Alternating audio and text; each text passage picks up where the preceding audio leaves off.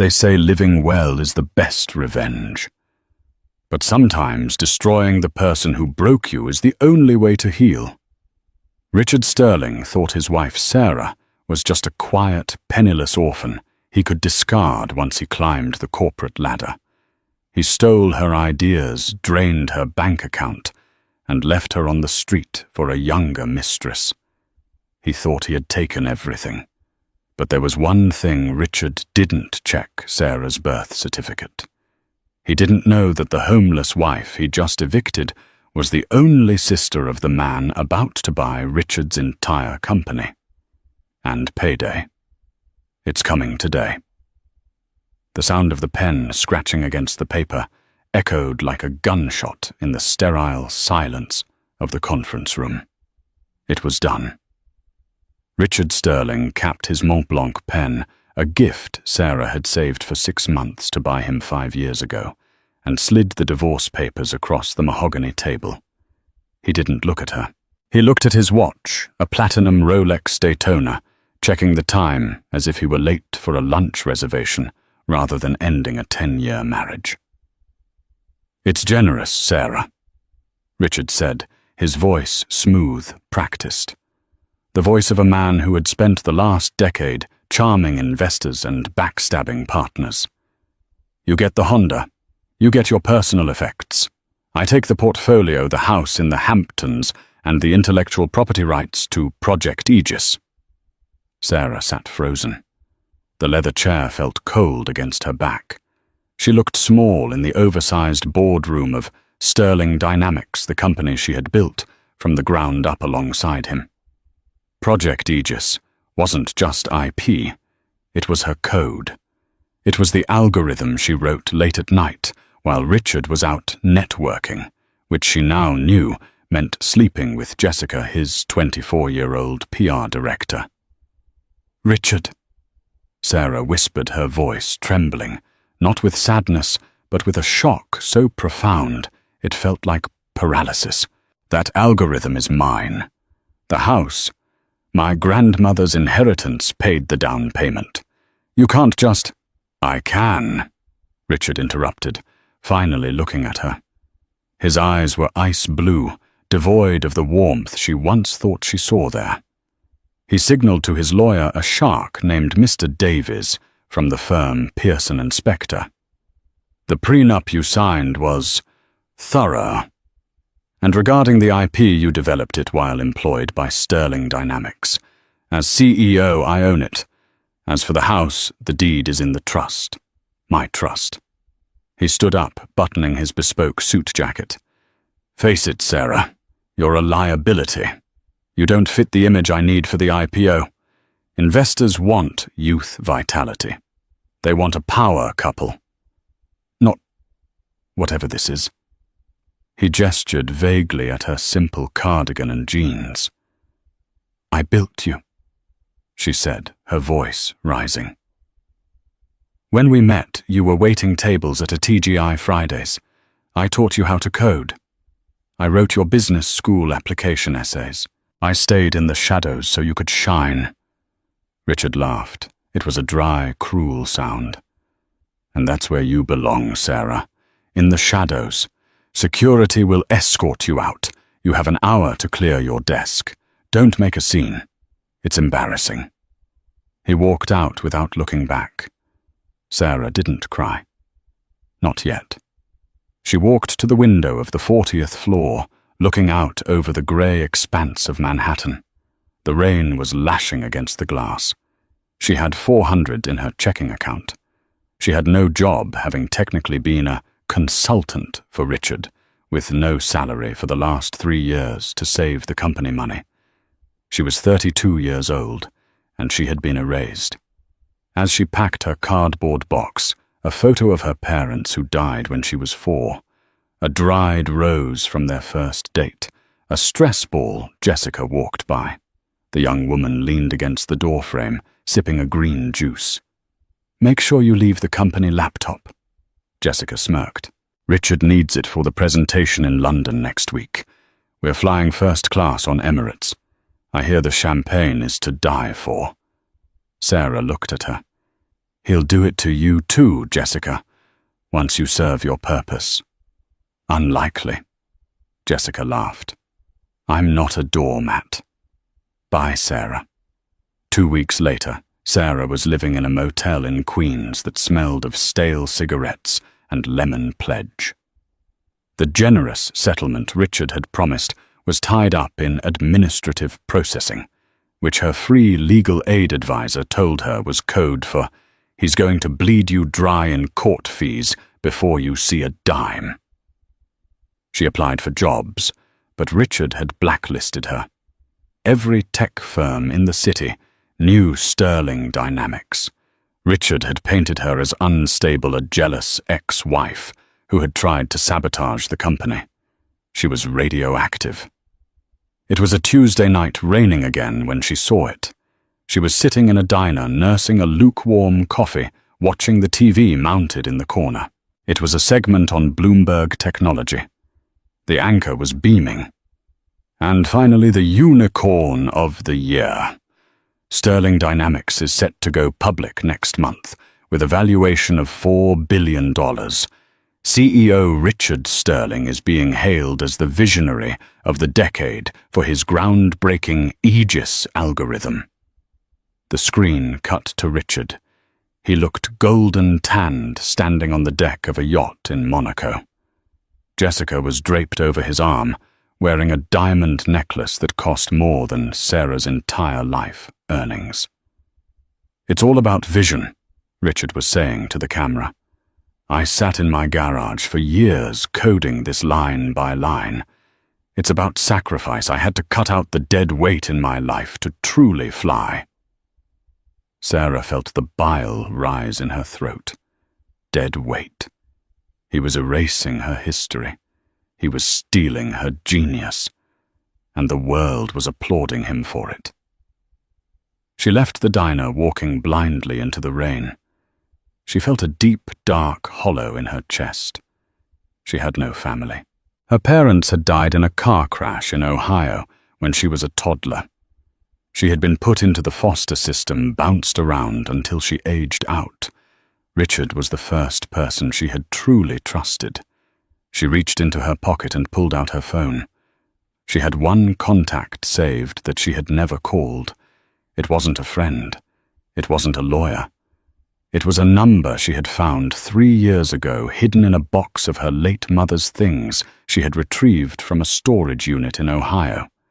It was a handwritten letter from her mother, addressed to Alexander. If anything happens to us, find him. He is your brother. He was taken by his father, but he is your blood. Sarah had been too proud to call.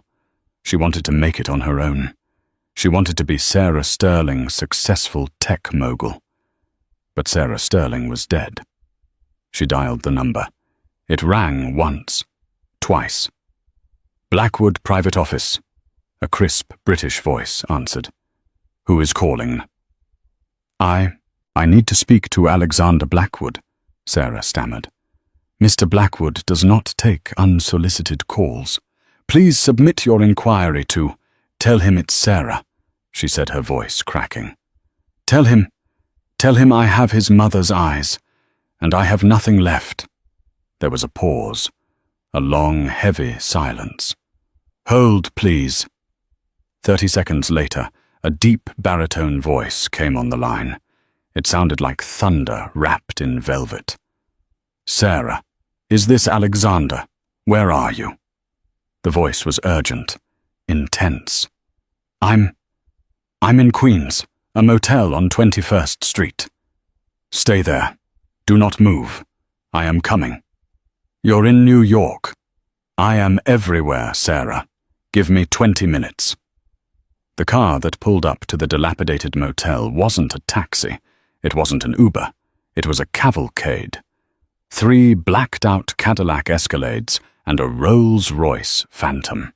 The spinning R on the wheels seemed to mock the cracked pavement of the parking lot. Residents of the motel peeked out through their curtains. Drug dealers on the corner scattered. This was serious money. This was dangerous money. The rear door of the Phantom opened, and a man stepped out. He was tall, 6'4", wearing a charcoal Tom Ford suit that fit him like armor. He had dark hair just beginning to grey at the temples, and eyes that were the exact same shade of hazel as Sarah's. Alexander Blackwood, the billionaire owner of Blackwood Holdings, a man who owned shipping lines in Greece, lithium mines in Nevada, and real estate in London that rivaled the royal families. He was known in the business world as the Reaper. He didn't just buy companies, he dismantled them if they displeased him. He ignored the rain, ignored the bodyguards flanking him with umbrellas, and walked straight to Sarah, who was standing under the awning, shivering. He stopped 2 feet in front of her. He studied her face, looking for the ghost of the mother he barely remembered. He saw it. "Sarah," he said softly. "I didn't know if you were real," she whispered. "I looked you up. I saw the magazines. I didn't think you'd want this." She gestured to her wet clothes, her worn-out sneakers. Alexander took off his jacket and wrapped it around her shoulders. It was warm and smelled of sandalwood and expensive scotch. "You are a Blackwood. We do not leave our own behind." He guided her into the back of the Rolls-Royce. The interior was like a spaceship, cream leather, soft, ambient lighting silence, so profound it hurt her ears. "Drive her to the Pierre Hotel," Alexander commanded. Then he turned to Sarah. He opened a crystal decanter and poured her a glass of water. "Drink, then talk. Tell me everything. Who did this to you?" Sarah held the glass with both hands to stop them from shaking. And then the dam broke. She told him everything. The 10 years, the coding, the nights she slept under her desk to meet deadlines, the way Richard slowly isolated her, the divorce, the mockery, the poverty, the fact that Richard was about to become a billionaire on the back of her work. Alexander listened. He didn't interrupt. He didn't look at his phone. His face remained impassive, a mask of stone, but his hand resting on his knee tightened until his knuckles turned white. When she finished, she was crying, exhausted. "I just wanted you to know," she sniffled. "I don't need money.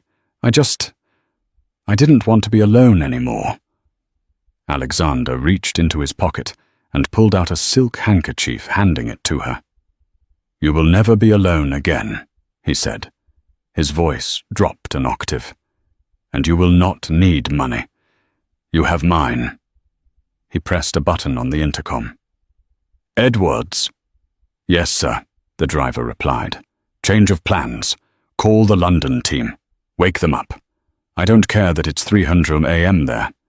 Get the acquisition team on the line. And find out everything you can about a company called Sterling Dynamics." Sarah looked up alarmed. "What are you going to do?" "You can't sue him. He has the best lawyers. He has Pearson and Spector." Alexander let out a dark, terrifying chuckle. He poured himself a drink. "Lawyers are for people who follow the rules, Sarah. I don't follow rules. I write them." He looked at her, and for the first time she saw the family resemblance. It was a predator's gaze. "Richard Sterling wants to sell his company, does he? He wants to enter the big leagues." Alexander swirled his drink. "Then let's welcome him. I'm looking for a new technology acquisition. I think it's time Sterling Dynamics met Blackwood Holdings."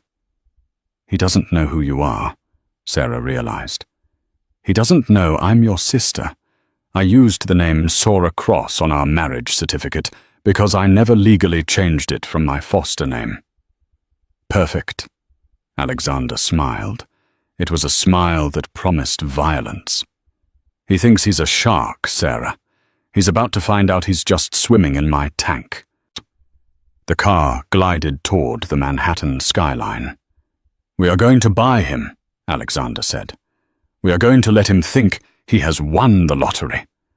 We will build him up so high that when he falls, the impact will shatter him into dust. And you, my dear sister, are going to be the one who pushes him." The next month was a blur of activity that Sarah could barely comprehend. She was moved into the penthouse suite at the Pierre. A team of doctors, nutritionists, and stylists descended upon her. It wasn't just about making her look good. It was about armor. Alexander told her, "If you want to kill a king, you must look like a queen." She cut her hair into a sharp, asymmetrical bob. She traded her cardigans for tailored Givenchy and Alexander McQueen. She learned to walk not with the hurried shuffle of an overworked coda, but with the gliding confidence of a woman who owns the pavement. But the most important work happened in the war room of Blackwood Holdings. Sarah sat at the head of the table, flanked by Alexander and his top analysts. They dissected Sterling Dynamics. "Here," Sarah said, pointing to a schematic on the screen. "The Aegis algorithm has a flaw. Richard doesn't know it because he didn't write it. I did. If you overload the server capacity by 300% during the integration phase, the security protocols collapse." Alexander nodded, impressed. "A backdoor, a kill switch," Sarah corrected. "I put it in 2 years ago when he started acting distant, just in case. I never thought I'd use it." "Brilliant," Alexander murmured. The plan was set. Blackwood Holdings, through a shell company called Obsidian Ventures, made an offer to Richard Sterling. It was an offer too good to refuse $5 billion for Sterling Dynamics, keeping Richard on as CEO with a massive retention bonus. Richard took the bait immediately. Sarah watched from the shadows of the boardroom via a hidden camera feed as Richard signed the preliminary papers with Alexander's proxy, a man named Mr. Graves. "It's a pleasure doing business with Obsidian." Richard smirked, shaking hands. "You'll find our tech is unrivaled." "We are counting on it," Graves said dryly. "The chairman of our parent company will be flying in for the final signing and the gala next Friday. He requires all IP transfer to be completed by then." "Done," Richard said. "I'll have the keys to the kingdom ready." "Good," Graves said. "The chairman is particular. He will be bringing his co-chair.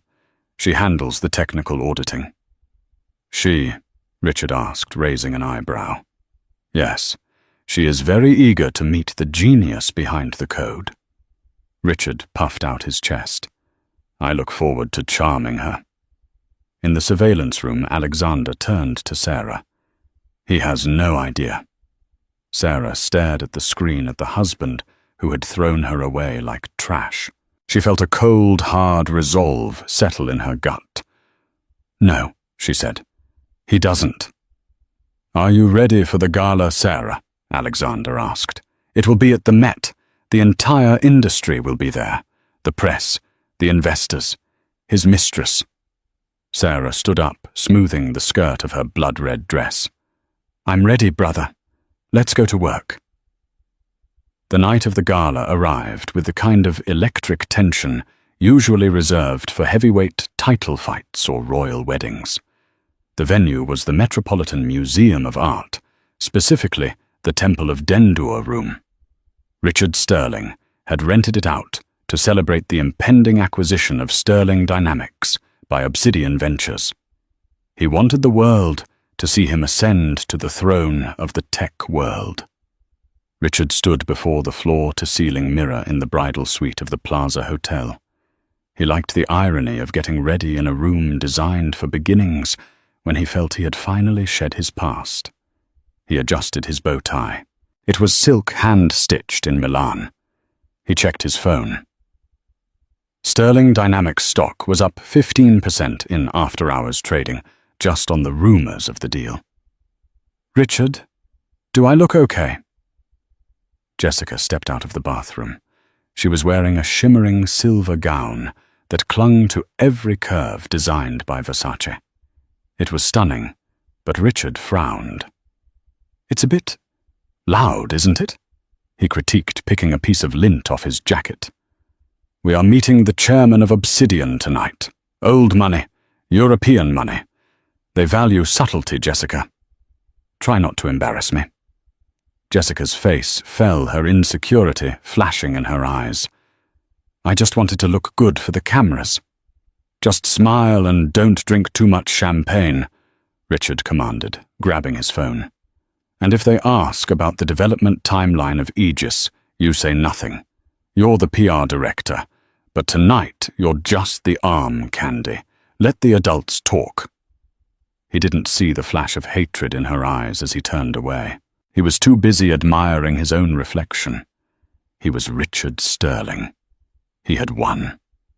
Meanwhile, in the penthouse of the Pierre Hotel, the atmosphere was entirely different. The room was quiet, save for the soft hum of a steamer. Sarah stood on a podium while a tailor made final adjustments to the hem of her dress. It was a weapon of a dress. A deep blood-red velvet custom-made by Dior, structured to look regal and intimidating. It had a high neck, but a back that plunged dangerously low. Her hair, now a sharp, dark bob, framed a face that had been contoured to highlight her cheekbones. The soft, broken woman from the motel was gone. In her place was a statue of vengeance. Alexander Blackwood walked in, holding a small velvet box. He was dressed in a tuxedo that cost more than Richard's car cut, with the severe elegance of a man who owned the room before he even entered it. "Everyone is in position," Alexander said, his voice calm. "My legal team is on site. The press has been briefed that a major announcement is coming. The trap is set." He opened the velvet box. Inside lay a necklace of diamonds and rubies. The centerpiece was a ruby the size of a quail's egg, dark as dried blood. "The Blackwood heart," Alexander said, fastening it around her neck. "Our grandmother wore this to meet the Queen in 1952. Now you wear it to dethrone a peasant." Sarah touched the cold stone. She looked in the mirror. She barely recognized herself. "I'm terrified, Alex. What if he sees right through me? What if I crumble?" Alexander spun her around, gripping her shoulders. "He won't see Sarah, the wife he abused. He will see Sarah Blackwood, the co-chair of Obsidian. He is blinded by his own greed. He sees only the checkbook, not the hand holding the pen." He offered her his arm. "Tonight we don't just win. We rewrite history. Are you ready to take back what is yours?" Sarah took a deep breath. She thought of the rain against the motel window. She thought of the years of stolen credit. She thought of Richard's laugh when he fired her. Her eyes hardened. "Let's go burn it down." The arrival at the Met was a frenzy. Flashbulbs popped like strobe lights. Richard and Jessica walked the red carpet, Richard waving like a politician soaking in the adulation. Reporters thrust microphones in his face. "Mr. Sterling, is it true the deal is worth $5 billion? Richard."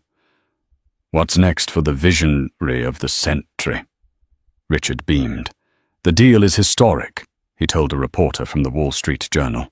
"It proves that true innovation cannot be stopped. Sterling Dynamics is the future." Suddenly, a hush fell over the crowd at the entrance. The shouting reporters went silent. Heads turned. A convoy of 4 Rolls-Royce Phantoms pulled up to the curb. The sheer display of power was overwhelming. The lead car's door opened, and Alexander Blackwood stepped out. The crowd gasped. Alexander was a ghost. He rarely attended public events. His presence alone signaled that this was a monumental occasion. But it was who he helped out of the car next that stopped the breath in everyone's throat. Sarah stepped onto the red carpet. She didn't wave. She didn't smile. She walked with a lethal grace, her red dress a violent splash of color against the grey stone of the museum. She looked like royalty. She looked like war. "Who is that?" the whispers started. "Is that Alexander Blackwood's girlfriend? No, look at the jawline. They look alike." Richard, standing at the top of the stairs, squinted. He saw Alexander Blackwood. He recognized him from business journals. He felt a surge of triumph. The legendary Reaper had come to pay him homage. But the woman... Richard felt a strange itching discomfort in the back of his brain. There was something familiar about her walk, but he dismissed it instantly. Sarah was probably cleaning tables in a diner in Jersey right now. This woman was a goddess. She radiated wealth. Alexander and Sarah ascended the stairs.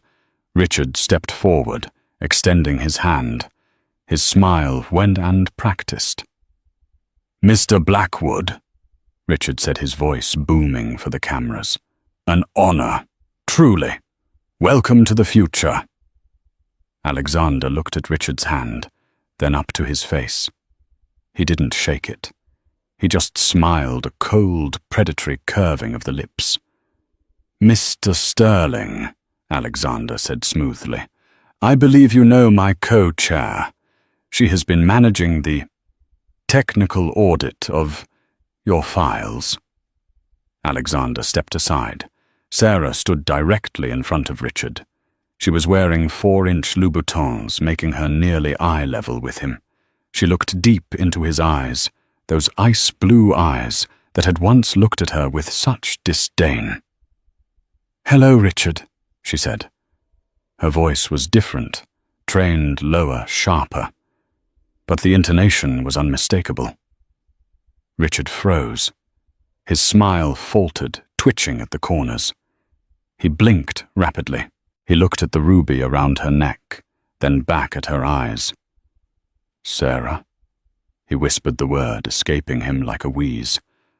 "I prefer Ms. Blackwood tonight," she said loud enough for Jessica to hear. Jessica dropped her clutch. It hit the floor with a dull thud. "Ms. Blackwood," Richard stammered, his brain misfiring. "But the motel, Shall we go inside?" Sarah cut him off, her voice dripping with bored condescension. "We have a lot of paperwork to sign, and I'd hate to keep the press waiting. They do love a good story." She brushed past him, her velvet dress trailing over his expensive Italian shoes. Richard stood there, paralyzed, as the photographers went gold, capturing the moment the king of tech looked like he had seen a ghost. The Temple of Dendur inside the Metropolitan Museum of Art was not merely a venue, it was a declaration of immortality. The ancient Egyptian sandstone temple, illuminated by soft golden uplighting, stood as a witness to thousands of years of history. Tonight, however, it was a backdrop for Richard Sterling's ego. The air smelled of expensive perfume, Baccarat Rouge 540, and Creed Aventus mingled with the crisp scent of chilled vintage champagne. Waiters from Cipriani moved like ghosts through the crowd, balancing trays of caviar-topped blinis and flute glasses of Dom Perignon 2008. Richard Sterling stood near the reflecting pool holding court. He wore a midnight blue tuxedo, bespoke from Brioni, the silk lapels catching the light. On his wrist sat a Patek Philippe Nautilus, a timepiece that cost more than the house he grew up in. He checked it every 3 minutes, not because he cared about the time, but because he liked seeing the diamonds catch the light. "Richard Darling, the CEO of Sequoia Capital, is looking over here," Jessica whispered, clutching his arm. She was wearing a silver Versace gown that was cut aggressively low, a desperate attempt to outshine the wives of the investors. She looked beautiful, but brittle. Her eyes darted around the room with the anxiety of an imposter. "Let him look," Richard murmured, sipping his champagne. "In an hour he won't just be looking. He'll be begging to buy in. Tonight isn't just a merger, Jess. It's a coronation." He surveyed the room. The titans of industry were here. There were board members from Goldman Sachs, tech reporters from Bloomberg and The Verge, and even a few minor celebrities paid to add glamour to the event. They were all here to witness the sale of Sterling Dynamics to Obsidian Ventures for a staggering $5 billion. "Mr. Sterling," a reporter from CNBC approached a cameraman in tow. "A quick word before the signing. How does it feel to be the sole architect of the Aegis algorithm?" Richard adjusted his bow tie, flashing his perfect veneered smile. "It's humbling, really. You know, many nights I sat alone in the dark, just me and the code building the digital infrastructure that will protect the Western world. It requires a certain fortitude, a singular vision that few possess." He believed it. That was the terrifying part. Over the last 3 years, Richard had told the lie so many times that he had overwritten his own memory. He had forgotten Sarah's hunching form over the keyboard. He had forgotten the coffee he brought her while she fixed his syntax errors. In his mind, he was the genius. Suddenly, the hum of conversation in the vast hall died down. It started near the entrance, a ripple of silence that spread outward like a wave. Heads turned. Glasses were lowered. Richard frowned. "What is it? Is the chairman here?" He looked toward the massive glass wall that looked out onto Central Park.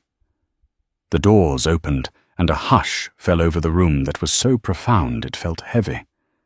Alexander Blackwood entered first. The chairman of Obsidian Ventures looked like a storm cloud trapped in a tuxedo. He was tall, broad-shouldered, and radiated the kind of old money power that didn't need to shout. He walked with a cane, not out of necessity, but as an affectation of authority. But no one was looking at Alexander. They were looking at the woman on his arm. Sarah stepped into the temple of Dendur like a queen returning from exile to execute traitors. She wore a custom Alexander McQueen gown in a shade of red, so deep it looked like arterial blood. The bodice was structured like armor, the skirt flowing like liquid fire. Her hair, once a frizzy mess tied back with rubber bands, was now a sharp geometric bob that accentuated her razor-sharp cheekbones. Around her neck hung the Blackwood heart, a ruby and diamond necklace that was rumored to have been lost in the 1900s.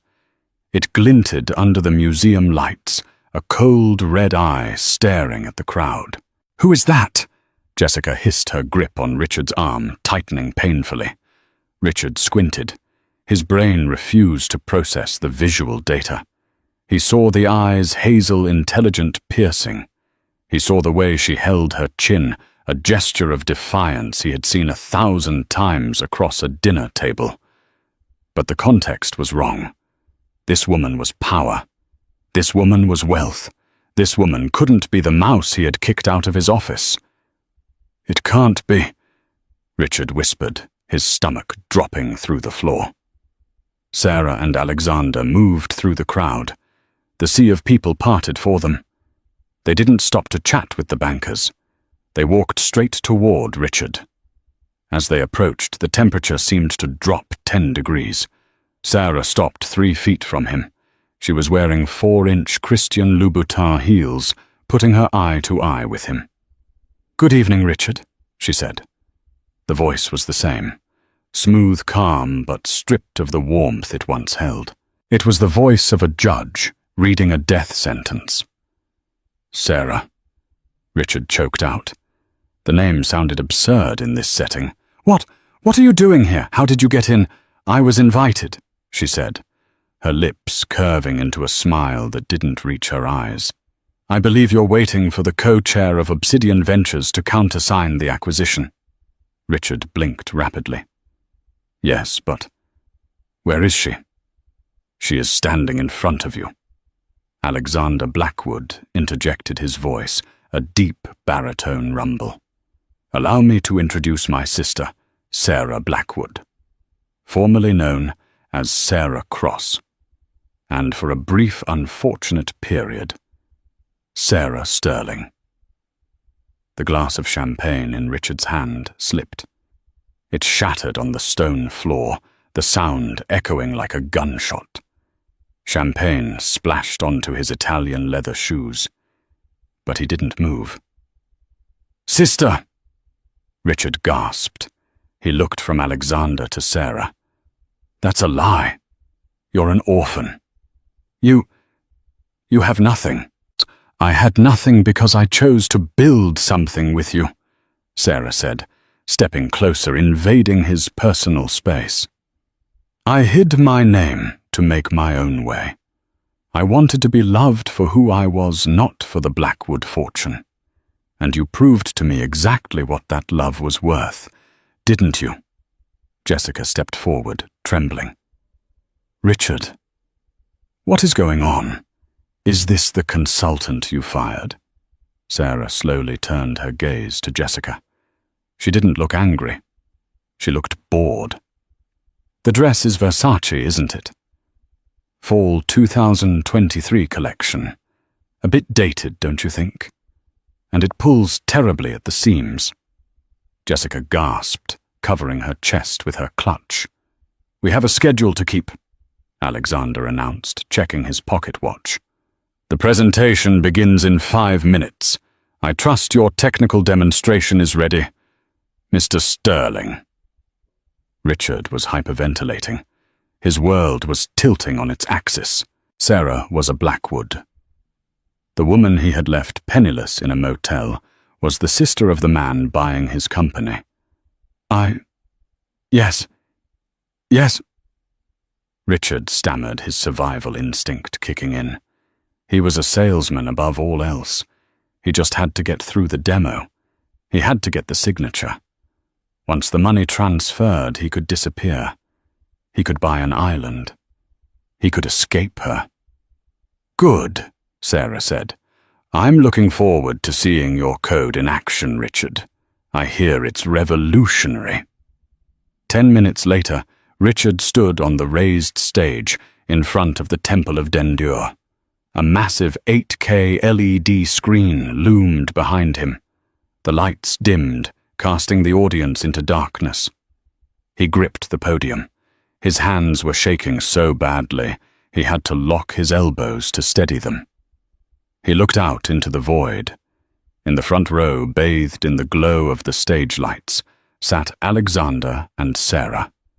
She was watching him with the predatory focus of a hawk circling a field mouse. Ladies and gentlemen, Richard began, his voice wavering before he cleared his throat and found his rhythm. Welcome.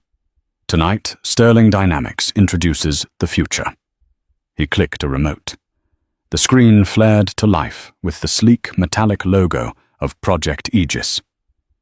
In a world of cyber threats where our data is more valuable than gold, we need a shield. I built Aegis to be that shield, an adaptive polymorphic algorithm that learns from attacks in real time. He was gaining confidence now. The lie was comforting. It was a script he knew by heart. But words are cheap, Richard said, flashing a charming smile that looked ghastly under the harsh lights. Let's see it in action. I am going to initiate a live Level 5 DDoS and malware attack on our local server, and Aegis will neutralize it instantly. He tapped the tablet on the podium. On the big screen, a visualization of the server architecture appeared. Red lines representing the virus began to swarm the blue core. Watch, Richard commanded. The system detects the anomaly. The blue core pulsed. The red lines were pushed back. The crowd murmured in appreciation. It was working. Richard let out a breath. He didn't know he was holding. It was working. He was going to get away with it. In the front row, Sarah opened her small velvet clutch. She didn't take out a phone. She took out a specialized Flipper Zero device, modified with a high-gain antenna. She looked at Richard. Their eyes locked. She mouthed one word. Goodbye. She pressed the center button. On the giant screen, the blue core didn't just stop fighting. It turned a sickly, violent purple. The smooth hum of the audio system was replaced by a jarring, high-pitched screech that caused audience members to cover their ears. What is that? Richard tapped the tablet frantically. Just a minor audio glitch, folks. 1 second. But it wasn't a glitch. The code on the screen began to unravel.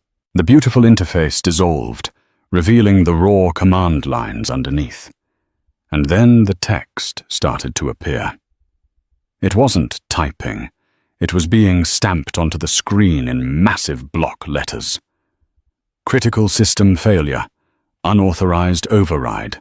License key revoked. Stop it! Richard yelled at the tech crew in the back. Cut the feed. Cut the video. But the tech crew was helpless. Sarah had bypassed the presentation layer and was communicating directly with the kernel of the software she had built. The text on the screen cleared and a new message appeared, scrolling slowly so everyone could read it. Source code author. Verification.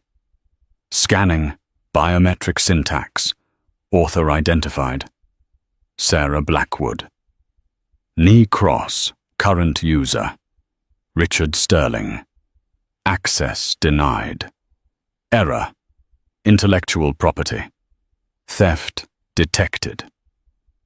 The room went dead silent. The silence was louder than the screeching had been. 500 of the most powerful people in New York stared at the screen, then at Richard. Richard stood frozen. He looked like a man who had been stripped naked in Times Square. No, he whispered into the hot mic. That's... Someone hacked it. She hacked it. He pointed a trembling finger at Sarah. She's sabotaging me. Arrest her. Sarah stood up. She didn't need a microphone. She projected her voice with the training of a CEO. I didn't hack it, Richard, she said, her voice cutting through the room. I activated the dead man's switch. I wrote it into the subroutine of the encryption layer 3 years ago. Line 40,000. Do you know what line 40,000 says? Richard stared at her, his mouth opening and closing like a fish. He didn't know. He had never read the code. He couldn't even read C++. It says, Sarah continued walking toward the stage stairs, that if the administrative ownership of this software is transferred without the biometric authorization of the creator, me, the code, self-destructs. On the screen, the lines of code began to delete themselves, rapidly, gigabytes of data vanishing in seconds. You're destroying the product, Richard screamed, rushing to the edge of the stage. That's worth $5 billion. Stop it. It's worth nothing, Sarah yelled back, her composure finally breaking into righteous fury. Because it's mine. You didn't build this, Richard. You brought me coffee while I built it. You went to parties while I debugged it. You slept with your PR director while I optimized the kernel. The crowd gasped. Phones were out. Live streams were running. #SterlingFraud was already trending on Twitter. Alexander Blackwood slowly stood up. He walked to the stairs and handed Sarah a document folder he had been holding. Sarah took it and tossed it onto the stage. The papers scattered at Richard's feet.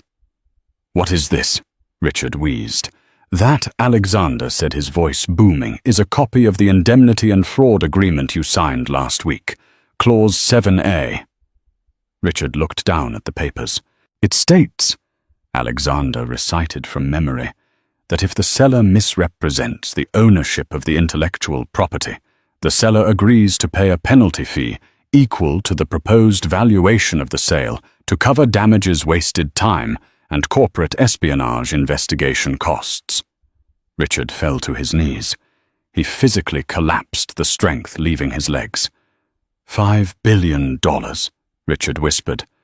I don't have $5 billion. We know, Sarah said, standing over him from the floor, looking up like a vengeful deity, which is why we have already executed a lien on your assets, all of them. My stock. Gone, Sarah said. The house in the Hamptons. Ours, she replied. The yacht. Repossessed an hour ago in Monaco, Alexander added pleasantly. Richard looked around the room.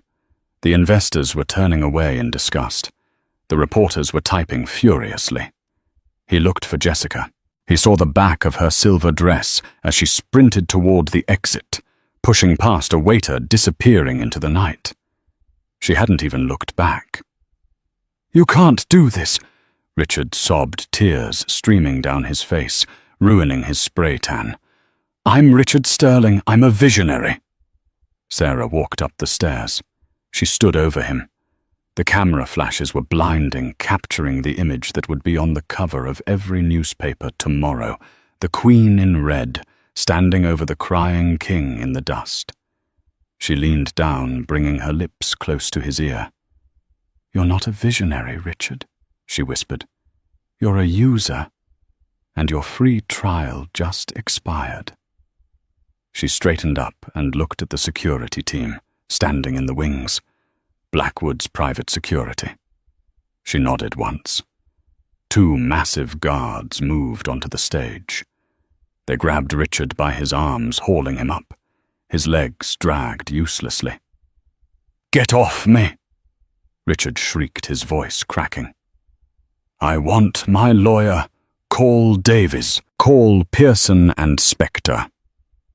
Mr. Davies is on the phone with us right now, Alexander called out from the floor, holding up his cell phone. He says he is terminating your representation, effective immediately. Something about a bounced retainer check. The guards dragged Richard Sterling off the stage. His tuxedo was rumpled, his tie crooked, his dignity incinerated. His screams echoed through the Temple of Dendur until the heavy doors slammed shut behind him. The room was silent for a long beat. Then Sarah turned to the audience. She didn't apologize. She didn't shrink. She walked to the podium, tapped the tablet, and reset the screen to the Blackwood Holdings logo. I apologize for the theatricality, she said, her voice steady and commanding. But at Blackwood Holdings, we believe in transparency. The Aegis software will be relaunched next month under its rightful ownership. We look forward to doing business with those of you who value integrity over image. She looked at Alexander.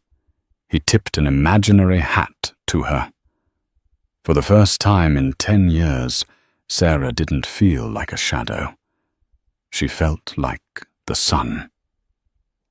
And as the applause started slowly at first, then building into a thunderous roar, she knew she hadn't just taken back her company.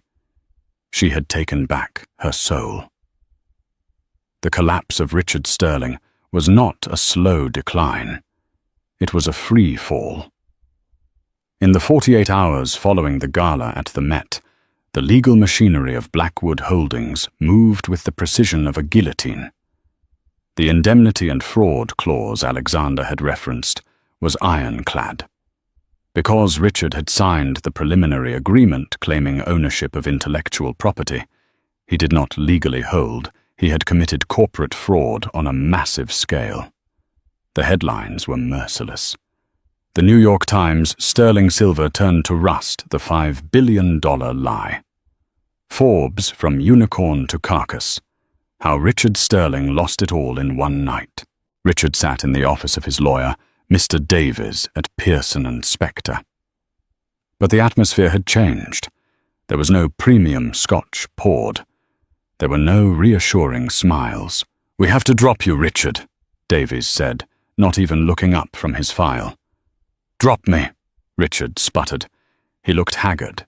He hadn't slept or changed his clothes since the gala.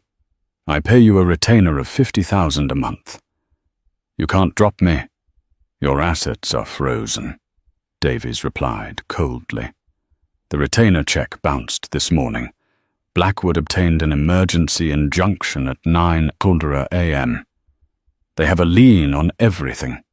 The Hamptons house, the Tribeca loft, the accounts in the Cayman Islands, even your car. My car. The repo men are towing the Aston Martin from the garage as we speak.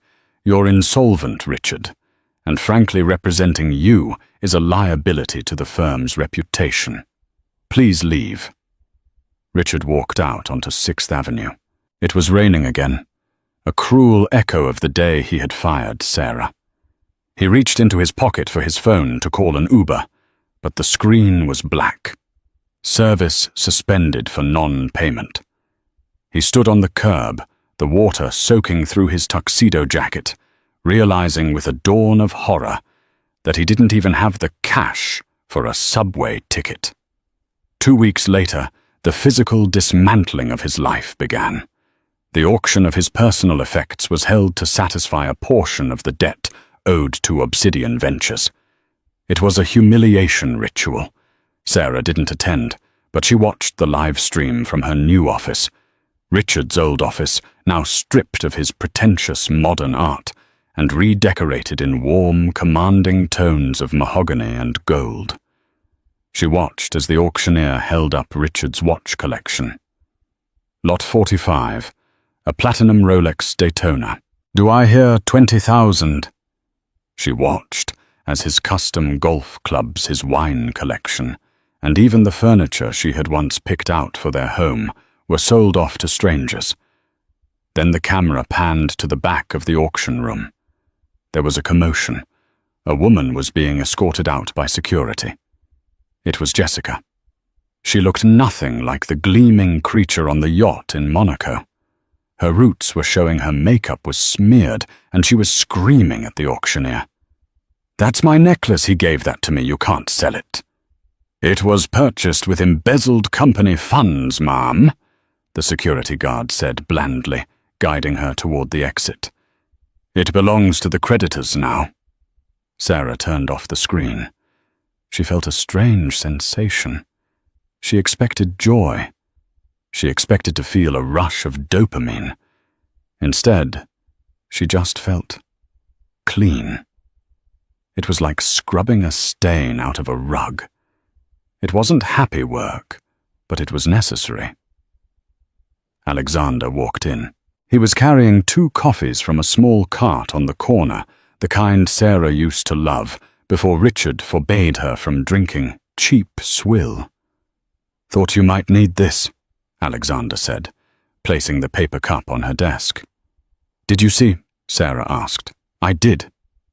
Alexander nodded. "Jessica attempted to sell her story to TMZ yesterday. The monster I dated. She tried to paint herself as a victim of his manipulation. Did they run it? No." Alexander took a sip of his coffee. "I bought the rights to her story for a very modest sum, and then killed it. She gets enough money to buy a bus ticket back to wherever she came from, but she signs an NDA. She disappears. She doesn't get to be famous for destroying you." Sarah smiled, a genuine warm smile. "You think of everything." "I protect my family," he said simply. "Now there is one last piece of business. The transfer of the company title. The board is waiting." The final confrontation didn't happen in a courtroom. It happened in the lobby of the Sterling Dynamics building, now renamed Cross Blackwood Technologies. Sarah was leaving for the day, flanked by 2 security guards. She was wearing a trench coat over a sharp business suit, looking every inch the CEO. As she headed toward the waiting Rolls-Royce, a figure stepped out from behind a pillar.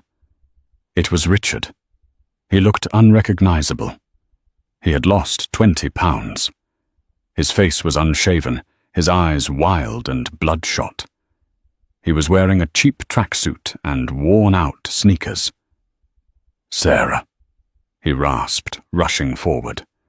The security guards moved instantly, blocking him, hands on their holsters. "Back away, sir." Sarah held up a hand. "It's okay. Let him speak." The guards stepped back slightly but remained tense. Richard looked at her, his eyes darting between her face and the expensive car waiting for her. The disparity between them was a chasm 10 miles wide. "Sarah," he said, his voice cracking, I need help. I have nowhere to go. My friends won't take my calls. I'm sleeping in a shelter on 42nd Street. They stole my shoes last night." Sarah looked at his feet. He was wearing mismatched sneakers. "I'm sorry to hear that, Richard," she said evenly. "You can't do this to me," he pleaded, tears welling up in his eyes. "We were married for 10 years. I made a mistake. Okay, I made a terrible mistake. But I built this place. I have ideas I can consult for you. Please, just give me a job. Anything. Even entry level." He fell to his knees on the marble floor of the lobby he once owned. "Please, Sarah. I'm begging you. I have nothing." Sarah looked down at him. She remembered the nights she sat up coding while he slept. She remembered him calling her dead weight. She remembered the look on his face when he evicted her. She crouched down, not to comfort him, but to look him in the eye. "Do you remember what you said to me, Richard, when you handed me the divorce papers?" Richard sobbed, shaking his head. "You said I belonged in the shadows. You said I was a liability." She stood up, smoothing her coat. "I didn't take your money because I'm greedy, Richard. I didn't take your company because I'm cruel. I took them because they were never yours. You were a squatter in the house of my intellect." She signaled to the driver. The car door opened. "I won't give you a job," Sarah said, "because you aren't qualified to work at my company. But—" She reached into her purse and pulled out a single bill. She dropped it on the floor in front of him. It was a $20 bill. "There's a TGI Fridays a few blocks over," she said, echoing his words from years ago. "I hear they're hiring waiters. You used to be good at that. Maybe you can start over. Properly this time." She got into the car. The heavy door slammed shut, sealing out the noise of his weeping. As the car pulled away, merging into the New York traffic, Sarah didn't look back. 6 months later, the boardroom of Cross Blackwood Technologies was buzzing. The quarterly earnings report was out, and the stock had tripled. The release of the Aegis 2.0 software, properly credited to Sarah, had revolutionized cybersecurity for banks and hospitals worldwide. Sarah sat at the head of the table. She wasn't just the sister of a billionaire anymore. She was a titan in her own right. Alexander sat to her right, beaming with pride. "The acquisition of the Silicon Valley chip manufacturer is complete," Sarah announced to the board. "We are expanding operations to Tokyo and London next quarter." The board members applauded. These were serious people, veterans of Goldman Sachs and J.P. Morgan, and they looked at Sarah with genuine respect. After the meeting, Sarah and Alexander stood on the balcony of the penthouse office, looking out over the city. The sun was setting, painting the skyscrapers in hues of orange and purple. "You know," Alexander said, leaning against the railing. "I checked on him. Richard." Sarah looked at her brother. "And he's working at a car wash in Queens. He lives in a small studio apartment. He pays his taxes. He's ordinary." Sarah nodded. "Good. Ordinary is what he always was. He just wore a very expensive mask. She turned to Alexander. I never thanked you properly, Alex. Not for the money, but for believing me when I was standing in the rain with nothing. Alexander wrapped an arm around her shoulders. You are my blood, Sarah, but you saved yourself. I just gave you the hammer. You were the one who swung it. Sarah looked at the horizon. She thought about the journey from the scared orphan to the invisible wife, to the discarded woman, to the CEO. She touched the ruby necklace at her throat, the blackwood heart. I'm not afraid of the rain anymore, she whispered. No. Alexander smiled. You're the storm. They stood together, two titans above the world, watching the lights of the city flicker on one by one, like stars in a galaxy they now owned. The past was a lesson. The present was a victory. And the future belonged to the woman who refused to stay in the shadows. This story isn't just about revenge. It's about the reclamation of self-worth. Richard Sterling represents the people in our lives who mistake our kindness for weakness and our silence for stupidity. He thought he could extract Sarah's value and discard the person, forgetting that the source of the magic was never the company. It was her. Sarah's journey proves that rock bottom is not the end. It is the solid foundation upon which you build a new empire. She didn't just get her brother's help. She used her own genius, the very thing Richard stole, to seal his fate. It serves as a powerful reminder. You can steal a person's ideas, you can steal their money, but you can never steal their fire. When the underdog bites back, they don't just leave a mark, they rearrange the food chain. Did you enjoy this story of karmic justice? If you felt that satisfaction when Richard was exposed on stage, please hit the like button. It helps more people find this story. What would you have done if you were Sarah? Would you have given Richard a job, or did he deserve the car wash? Let me know in the comments below. And don't forget to subscribe and ring the notification bell. We release new stories of drama, romance, and justice every week. You don't want to miss the next one. Thanks for watching.